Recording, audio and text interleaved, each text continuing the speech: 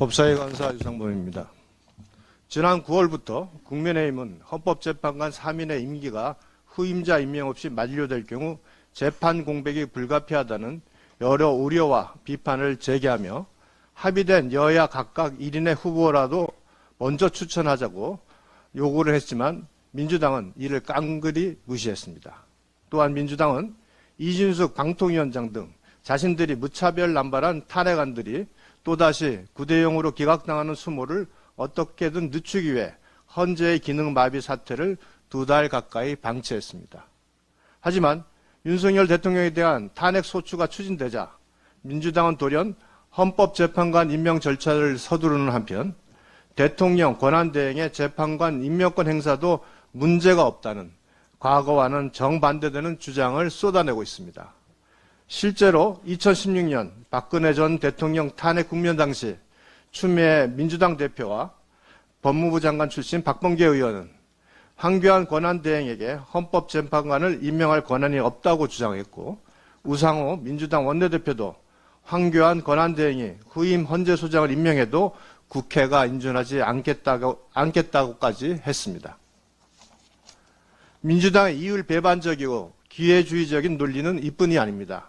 바로 어제 김민석 민주당 최고위원은 권한대행 총리에게는 인사권과 법률 거부권을 행사할 능동적인 권한이 없다고 했습니다. 전현희 최고위원은 권한대행으로서 입법 거부권과 인사권을 남용하는 것은 헌법 위반이자 탄핵 사유라고 협박까지 서슴지 않았습니다.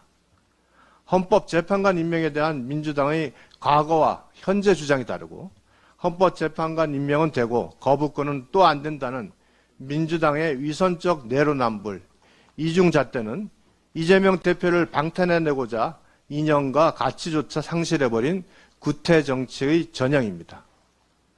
헌법재판관에 대한 권한대행의 임명이 문제없다고 주장하려면 제2요구권 행사도 똑같은 기준과 논리를 적용해야 하는 것이 상식적이고 정상적인 공당의 모습이라고 할 것입니다.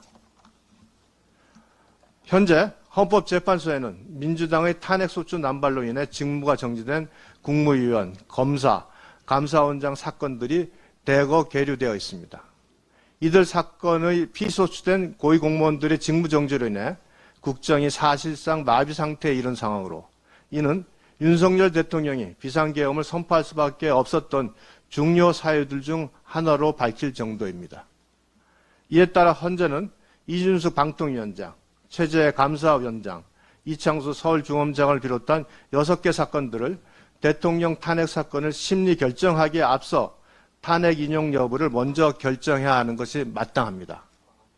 부득이 이들에 대한 심리를 미뤄야 한다면 먼저 효력정지 가처분으로 직무정지 상태를 풀어 국정이 장기간 마비되는 상태를 방지해야 할 책임이 헌재에 있다고 할 것입니다.